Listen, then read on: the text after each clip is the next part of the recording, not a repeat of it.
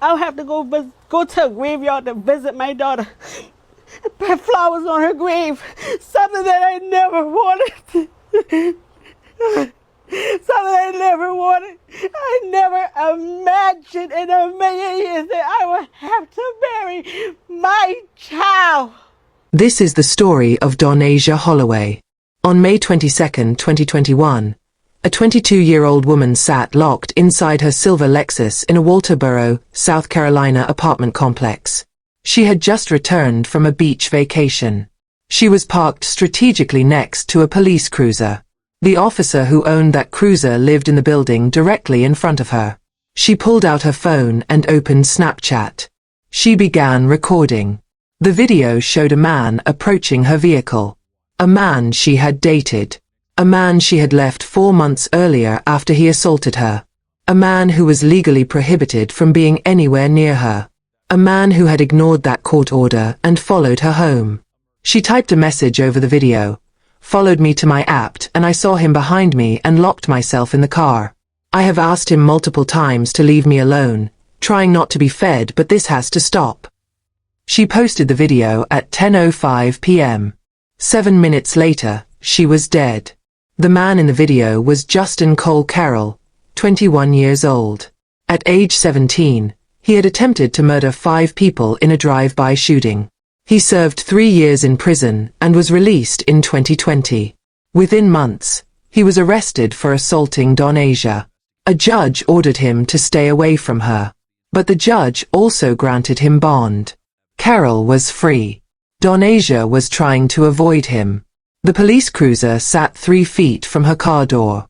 None of it mattered. The Snapchat video would become the centerpiece of evidence in a murder trial. The victim had documented her own death. She had created a timestamp, a visual record, and a clear identification of her killer. She had done everything possible to protect herself. It wasn't enough. This is the complete story, every action, every chilling detail. Welcome to Everyday True Crime. Make sure to subscribe and hit the notification bell so you never miss a case. Stay with us for more gripping investigations and raw true crime stories delivered daily. Now, let's dive in. With the victim's family today, they say that the violent history is ultimately what pushed their daughter out of this relationship. Yeah, that's right, Dean. So the Holloway family, they protected Donasia. Ultimately, they say that her ex-boyfriend stalked her after getting out of prison. Now he's under arrest for murder. Me, part of my heart, I would never be the same. Family says they took steps to protect their daughter, blocked Carroll on social media, changed her phone number several times, let her stay at their home, helped her file a restraining order, even reached out to Carroll's family. And I stayed there with them an hour one time getting to know them. But like I said, you know, you can only raise a child the best way you... Him striking down my niece because of rejection that he can't take. Now she's not here anymore. All that family has left of Donasia is her pets and memories. Donasia Holloway was born on January 21, 1999. She was the youngest of 3 children and the only daughter of Don Holloway and Shamika Lynn Holloway. She had 2 older brothers, Don Holloway Jr. and Dontavius Tyrell Holloway. The family lived in the Latson and North Charleston areas of South Carolina.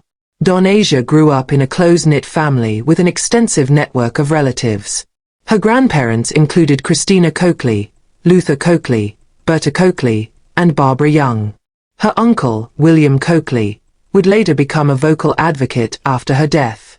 She had godparents, Charlene Drayton and Shalone Beaufort, and was herself a godmother to Jordan Cooper Green and Lyrical Kalaja Coakley. Community members who knew her described a young woman who was well-liked and socially active. She had grown up playing with neighborhood children and was known for riding her scooter as a child. As an adult, she maintained many friendships in the area. She had people she considered close enough to call brother and cousin, despite not being related by blood. Her mother would later note that Donasia has a lot of friends, people that they grew up together. Donasia was an animal lover. At the time of her death, she owned pets she referred to as her pet children. 2 animals named Rilo and Frosty, plus 4 fish. She had previously owned other pets named JJ, Furball, and Nathan, all of whom had died before her. After her murder, her parents took custody of her surviving animals. By May 2021, Donasia was 22 years old and living independently in her own apartment at the Forest Point apartment complex on Forest Circle in Walterboro, South Carolina. She drove a silver Lexus sedan. She was building an adult life. Her father would later say, she had her whole life ahead of her. Justin Cole Carroll was born in 1999 or 2000. By age 17, he had already committed an act of extreme violence that should have predicted his future behavior. On October 26, 2016, at approximately 7:30 p.m., Carroll and another 17-year-old named Jalen Michael Hayward conducted a drive-by shooting at the Bees Landing Recreation Complex located at 1580 Ashley Gardens Boulevard in Charleston, South Carolina. The shooting was retaliation for a fight that had occurred earlier that day at West Ashley High School, which both teens attended. 5 juveniles were sitting inside a parked Nissan Altima after playing basketball. Carroll and Hayward drove past and fired multiple shots from the driver's window of their moving vehicle. Investigators found 10 shell casings at the scene and 2 shell casings inside the victim's vehicle. 1 bullet struck the back tire of the Altima, causing it to go flat. Despite the number of shots fired at a vehicle containing 5 people, no one was injured. Witnesses provided a description of the suspect's vehicle and its license plate number. 1 witness followed the suspects and obtained the plate number. Police located the vehicle on Corral Drive with both Carroll and Hayward inside. Both were arrested and charged with 5 counts of attempted murder, 1 count for each potential victim, and possession of a firearm during the commission of a violent crime. Both teens were initially held without bond at the Al Cannon Detention Center. At a bond hearing, a relative of one of the victims testified. The relative stated that he knew Carroll and had previously thought him a straight-up kind of person, but expressed disappointment, saying, "Obviously this is very bad influences." Carroll ultimately accepted a plea deal. The 5 counts of attempted murder were reduced to a single charge of first-degree assault and battery. He was sentenced to 8 years of probation. He had attempted to kill 5 people at age 17 and received probation as his punishment. Carroll violated the terms of his probation. He was arrested for unlawful carry of a pistol. He was also arrested for possession of a controlled substance. As a result of these violations, his probation was revoked and he was sentenced to 3 years in prison. He served that sentence and was released in 2020. The pattern of escalation was clear: attempted murder of 5 victims at age 17, illegal firearm possession during probation, drug possession during probation, 3 years in prison, and release in 2020. Within months of his release, he would meet Donasia Holloway. Carroll and Donasia began dating sometime after his release from prison in 2020. The relationship lasted several months, starting in late 2020 or early 2021. Donasia's father, Don Holloway, initially tried to give Carroll a chance. He later stated, "I stayed there with them an hour one time getting to know em." Don Holloway attempted to show Carroll a different path, a better way to live. He trusted Carroll initially. After Donasia's murder, he would express his sense of betrayal. "This is the payback I get. It's just unbelievable." Donasia's mother, Shamika Holloway, noticed warning signs early in the relationship. She observed Carroll's jealous behavior. She stated that Donasia has a lot of friends, people that they grew up together, and he didn't like that. Carroll was uncomfortable with Donasia's close relationships with other people. He exhibited classic controlling behavior and became increasingly possessive over time. He attempted to control who she spent time with and displayed jealous rage over her friendships. This is a standard pattern in domestic violence relationships: isolation of the victim from friends and family. In January 2021, approximately 4 months before her death, Carroll physically assaulted Donasia. The exact details of the assault have not been publicly disclosed, but it was serious enough to warrant criminal charges. Donasia responded by immediately ending the relationship. She made the decision to leave him. She also took steps to protect herself legally. She reported the assault to the Walterboro Police Department. Carol was charged with domestic violence and with possession of a firearm. A judge issued a no-contact order, legally prohibiting Carol from having any contact with Donasia. No physical contact, no communication of any kind.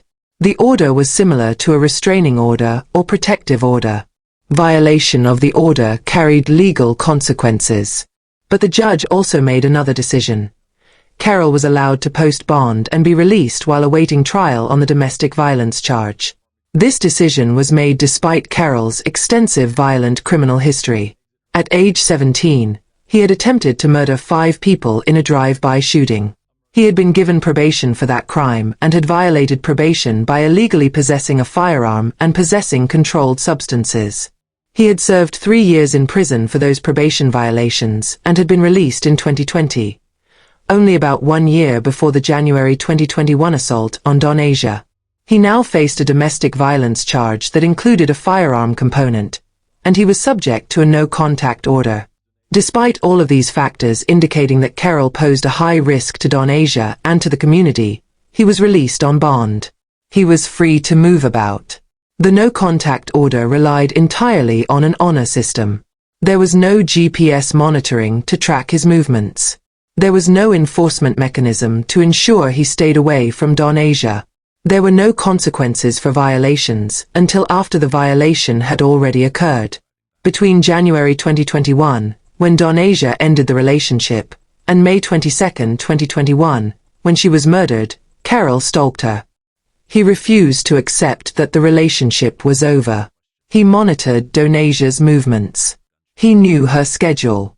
He followed her multiple times. He showed up at her apartment complex. Each of these actions violated the no-contact order. Donasia herself would document in her final Snapchat video that she had asked him multiple times to leave me alone. The prosecutor who would later try Carol for murder stated that Carol refused to take no for an answer. Donasia's uncle, William Coakley, stated that Carol couldn't take rejection. During this period, Donasia attempted to rebuild her life. She cooperated with police and prosecution regarding the domestic violence charge. She relied on the legal no-contact order that was supposed to protect her. She lived in an apartment complex where police officers resided, and she knew which of her neighbors were in law enforcement. When she saw Carol, she took precautions. She tried, in her own words, to avoid being fed, to avoid confrontation. She did everything a domestic violence victim is told to do. She left the relationship after violence occurred. She reported the abuse to police. She obtained a protection order. She cooperated with prosecution. She took safety measures. None of it was enough. Donasia spent part of May 22, 2021, on a beach vacation. It should have been a normal, relaxing day. She was 22 years old, enjoying time away. She had no apparent indication that Carol was tracking her movements or planning to intercept her when she returned home. At around 10 p.m. that evening, Donasia was driving home to her apartment at Forest Point Apartment Complex in Walterboro. She was driving her silver Lexus sedan. She expected to arrive home safely. Carol knew when she would return. He stationed himself at her apartment complex. He brought with him a .40 caliber Smith & Wesson handgun. He positioned himself to intercept her. He waited for her arrival. This demonstrated premeditation. He had planned this encounter. When Donasia's silver Lexus entered the parking lot of Forest Point Apartments, Carol followed her in his pickup truck. Donasia immediately recognized his vehicle. She realized she was in immediate danger. She knew he was violating the no-contact order. She knew he had been stalking her for months. She knew he was capable of violence. He had already assaulted her once. She made a split-second tactical decision. She remembered that one of her neighbors was a Walterboro police officer. She knew where that officer lived and where he parked his police cruiser. She drove to that area, near the 300 building of the complex, and deliberately parked her Lexus directly next to the marked police vehicle. She hoped that the proximity to law enforcement would deter Carol from approaching her or attacking her. The police officer was inside his apartment at the time. His cruiser sat empty in the parking lot. Donasia locked all 4 doors of her vehicle immediately. She stayed inside the car. She knew that exiting the vehicle would make her more vulnerable. She tried to create a barrier between herself and Carol. Then she pulled out her phone. She opened the Snapchat application. She began recording. The video Donasia recorded showed Justin Cole Carroll walking deliberately toward her locked vehicle. In the footage, Carroll had a full head of hair. His face was clearly visible. The video documented his approach. Donasia typed text over the video, followed me to my app, and I saw him behind me and locked myself in the car. I have asked him multiple times to leave me alone, trying not to be fed, but this has to stop. The video served multiple purposes. It was documentation of harassment. It was evidence of the no-contact order violation. It was a cry for help. Donasia knew something bad might happen. She wanted a record of who was threatening her. She wanted to identify her attacker in case the worst occurred. She posted the video to her Snapchat account. The post was time-stamped. It was geolocated. It showed Carol's face, his approach, and Donasia's locked car. It showed the police cruiser parked next to her. The time was approximately 10:05 p.m. Donasia did not call 911. She posted the video to social media instead. This decision, in retrospect, was fatal. But in the moment, she may have believed that documenting the incident and broadcasting it would provide protection or bring help. She may have believed that Carol would not attack her while she was locked in her car next to a police vehicle. She may have been trying to shame him into leaving by publicly documenting his stalking. She may have believed she had time. She had 7 minutes. Security cameras at the apartment complex also captured footage of Carol walking toward Donasia's vehicle. The footage corroborated the timeline shown in the Snapchat video. It showed his deliberate, purposeful approach. It showed his appearance, specifically his full head of hair, a detail that would become crucial evidence later. At approximately 10:12 p.m., 7 minutes after Donasia posted her Snapchat video, Carol fired 4 shots through the windows of her locked car. He used the .40 caliber Smith & Wesson handgun he had brought with him. The car windows provided no protection against bullets. Donasia was unable to escape. She was unable to defend herself. She was shot 4 times. The bullets struck her head and her neck. The wounds were fatal. She died in the driver's seat of her vehicle. The Walterboro police officer who lived in the apartment complex heard multiple gunshots from inside his apartment. He ran outside to investigate. He found Donasia's silver Lexus parked next to his police cruiser. The vehicle had 4 bullet holes. Donasia was inside, dead, slumped over from gunshot wounds. Blood was visible throughout the car. Her cell phone was still in the vehicle. The time was shortly after 10 p.m., likely around 10:12 to 10:15 p.m. The officer immediately called for backup. The scene was secured. A homicide investigation began. Multiple witnesses in the apartment complex reported hearing gunshots around 10 p.m. Several witnesses reported seeing a man running from the area of the 300 building immediately after the gunshots. The man fled to a pickup truck. The vehicle left the complex at a high rate of speed. Witnesses provided a description of the vehicle. Carol had fired 4 shots at point-blank range into a locked car, killing a woman who was parked next to a police vehicle. He then ran from the scene, got into his truck, and drove away at high speed. He made no attempt to help Donasia. He did not call 911. He fled. The Walterboro Police Department and the Colleton County Sheriff's Office launched a joint investigation immediately. Officers secured the parking lot at Forest Point Apartments and cordoned off the murder scene. Investigators documented the 4 bullet holes in Donasia's vehicle. They photographed her body position. They collected ballistic evidence, including 4 shell casings from a .40 caliber weapon. They conducted blood spatter analysis. They secured Donasia's cell phone, which would prove critical to the case. They interviewed the police officer who had discovered the body. They spoke with residents who had heard the gunshots. They collected statements from witnesses who had seen a man fleeing the scene. They gathered descriptions of a pickup truck. They compiled a timeline of events. Justin Cole Carroll immediately became the primary suspect. The no-contact order violation made him the obvious suspect. The January 2021 domestic violence charge provided a clear motive. His history of violence with firearms was known to police. Witness descriptions of the fleeing suspect's pickup truck matched Carroll's vehicle. Within hours of the murder, police located Carroll. He was pulled over at a traffic light. He was taken into custody for questioning.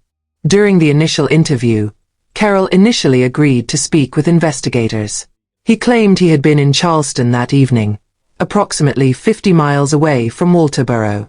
He provided an alibi stating he was not in Walterboro at the time of the murder. He appeared cooperative at first. As investigators asked more detailed and specific questions, Carroll's demeanor changed. He became evasive. He then ended the interview abruptly. He stated that he would not answer any further questions without a lawyer. He invoked his right to counsel. At that point, investigators faced a problem. They had witness statements about a fleeing suspect. They had a vehicle description matching Carroll's truck. They knew about the no-contact order violation and the domestic violence charge. They had circumstantial evidence. But they did not have the murder weapon. A search of Carroll's vehicle had not produced a gun. They had no physical evidence tying him directly to the scene. Forensic evidence had not yet been processed. And critically, they had not yet discovered the Snapchat video on Donasia's phone. Without sufficient evidence to charge him with murder at that time, and with Carroll having invoked his right to an attorney, investigators made the decision to release him. He remained the primary suspect. The investigation continued, but he was free. This created a critical 2-day window. Carroll was released but remained under investigation. During this period, he took steps to cover his tracks and destroy evidence. During the approximately 48 hours between his first arrest and his second arrest, Justin Cole Carroll took specific actions that demonstrated what the law calls consciousness of guilt, behavior that shows awareness of having committed a crime. First, he completely changed his appearance. The Snapchat video that Donasia had recorded showed Carroll with a full head of hair. Security camera footage from the apartment complex confirmed he had a full head of hair at the time of the murder. When police first arrested him just hours after the shooting, he still had hair. But within 24 to 48 hours after his release, Carroll shaved his head and face completely bald. This was a dramatic and sudden change in appearance. The timing was not coincidental. He was attempting to alter his look so that he would no longer match the appearance captured in the Snapchat video and security footage. He was trying to make it more difficult for witnesses to identify him. This showed he knew he had been recorded and knew that footage could be used against him. Second, Carroll wiped his cell phone clean. Forensic analysts from the South Carolina State Law Enforcement Division, SLED, later examined Carroll's phone. They determined that data had been deliberately deleted shortly after the murder. This was an attempt to destroy evidence. Whatever communications, location data, or other information had been on that phone was gone. This showed he understood he was a suspect and was attempting to eliminate anything that could connect him to the crime. Both actions, changing his appearance and destroying phone data, were deliberate attempts to avoid detection and prosecution. Both demonstrated that Carroll knew he had committed a crime and was trying to cover it up. While Carroll was destroying evidence, investigators were processing evidence. Specifically, they were examining Donasia's cell phone, which had been recovered from her vehicle. On May 24, 2021, 2 days after the murder, investigators found Donasia's Snapchat post. The video had been posted approximately 7 minutes before her murder. It was time-stamped. It was geolocated to the Forest Point Apartments. It showed Justin Cole Carroll clearly approaching her locked vehicle. It included Donasia's typed explanation of events. Followed me to my apt and I saw him behind me and locked myself in the car. I have asked him multiple times to leave me alone, trying not to be fed, but this has to stop. The video was direct evidence. It placed Carroll at the scene. It showed his appearance before he shaved his head. It showed his deliberate approach to her car. It documented the no-contact order violation. It showed premeditation. He had followed her home and approached her despite the legal prohibition. It captured her fear and her attempts to protect herself. It proved she knew she was in danger and knew who was threatening her. Donasia had, in her final moments of life, documented her own murder. She had created a timestamp identifying her killer. The evidence she created would ultimately convict him. In addition to the Snapchat video, SLED forensic analysts conducted gunshot residue testing on samples taken from Carroll's hands at the time of his first arrest. The laboratory confirmed the presence of gunshot residue on his right hand. This meant he had fired a gun. The timeline matched the murder. This was scientific evidence that placed the weapon in Carroll's hand. On May 25, 2021, 3 days after Donasia's murder, Justin Cole Carroll was arrested for the second time. This time he was charged with murder. This time he was held without bond. Prosecutors now had substantial evidence.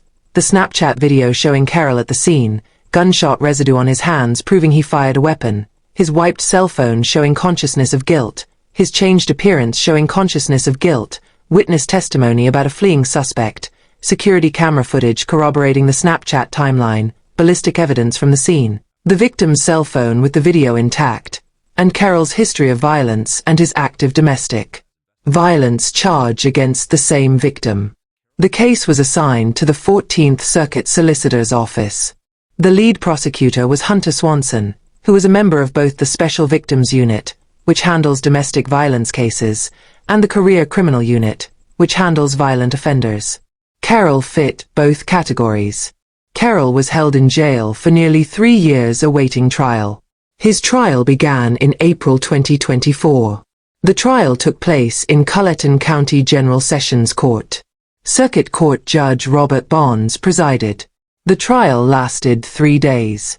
16 witnesses testified. The prosecution called police officers who had responded to the scene, the officer who discovered Donasia's body, forensic experts from SLED, witnesses who heard gunshots and saw the fleeing suspect, investigators who processed the scene, experts who analyzed gunshot residue, cell phone forensic analysts, and security camera footage experts. The centerpiece of the prosecution's case was the Snapchat video. The jury watched Donasia's final moments. They heard her fear in her typed words. They saw Carroll approaching. They understood that she knew she was in danger, that she had locked herself in her car, that she had parked next to a police vehicle, and that none of it had saved her.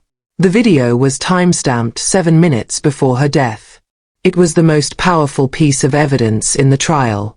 The prosecution also presented the gunshot residue results, which proved Carroll had fired a gun. They presented evidence of the wiped cell phone and the changed appearance, both showing consciousness of guilt. They presented ballistic evidence from the scene, 4 shell casings from a .40 caliber weapon. They presented autopsy results showing 4 gunshot wounds to Donasia's head and neck. They presented security camera footage corroborating the Snapchat timeline and showing Carroll's appearance before he shaved his head. The prosecution introduced Carroll's criminal history.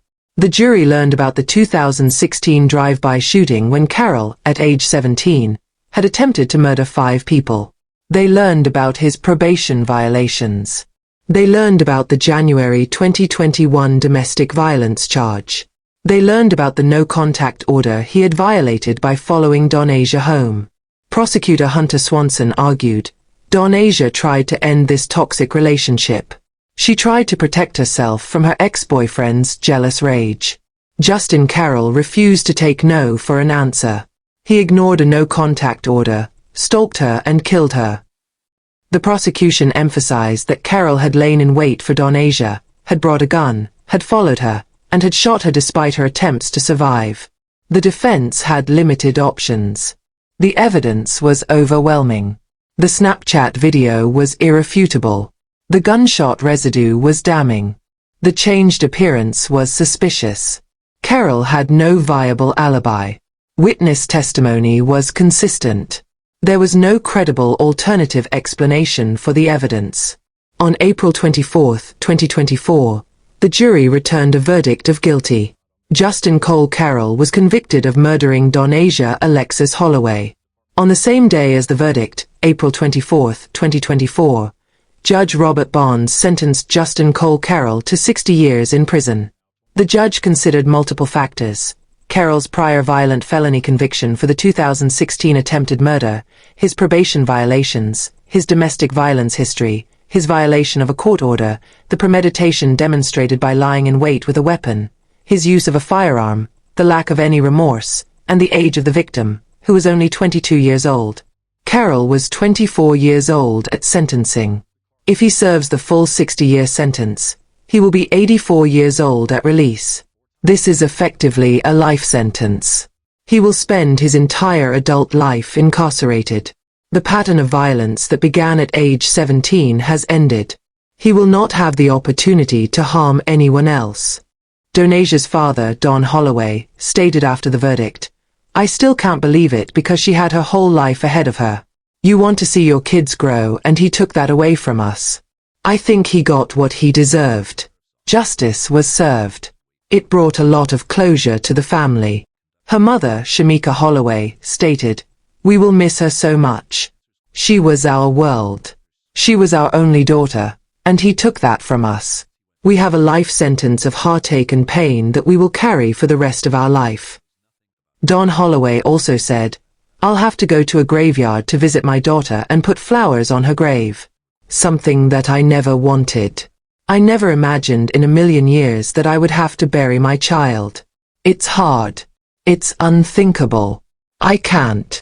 Shamika Holloway made a critical observation. "If he would have stayed in jail, our daughter would have been here today." She was correct. If Justin Cole Carroll had not been granted bond after the January 2021 domestic violence charge, he would have been in jail on May 22, 2021. Donasia would have returned from her beach vacation. She would have parked her car at her apartment. She would have gone inside. She would still be alive. The system failed. A judge looked at a man with a violent felony conviction for attempting to murder 5 people, a man who had violated probation with gun and drug charges, a man who had served 3 years in prison, a man who was now charged with domestic violence involving a firearm, a man who was subject to a no-contact order, and decided that man could be trusted to post bond and follow the rules. That decision killed Donasia Holloway. Carroll received 60 years in prison. But the Holloway family, as Shamika stated, received a life sentence of grief with no possibility of parole. They have an empty chair at their table. They have a daughter's room that remains untouched. They have pets that remind them of her absence. They have photographs frozen in time. Don Holloway visits a graveyard instead of his daughter's home. He puts flowers on a grave instead of giving her gifts. He talks to a headstone instead of talking to his child. Donasia Holloway was 22 years old.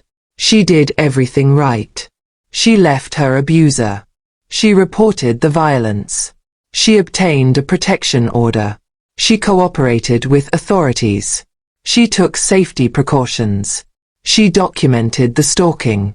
She locked herself in her car. She parked next to a police vehicle. She created evidence of who was threatening her. And she died anyway. The Snapchat video she created in her final 7 minutes of life became the evidence that convicted her killer. Even in her fear, she had the presence of mind to document what was happening. Even knowing she was in danger, she tried to create a record. That record ensured that Justin Cole Carroll would spend the rest of his life in prison. But Donasia Holloway is still dead. Her parents still grieve. The system still failed. And across South Carolina and across the United States, other women in similar situations remain at risk from men the system has failed to stop. If this story gripped your heart and left you questioning the truth, don't forget to hit that like button and share it with others who need to hear it. For more chilling true crime stories that dive deep into the mysteries behind these tragedies, make sure to subscribe to our channel and turn on the notification bell.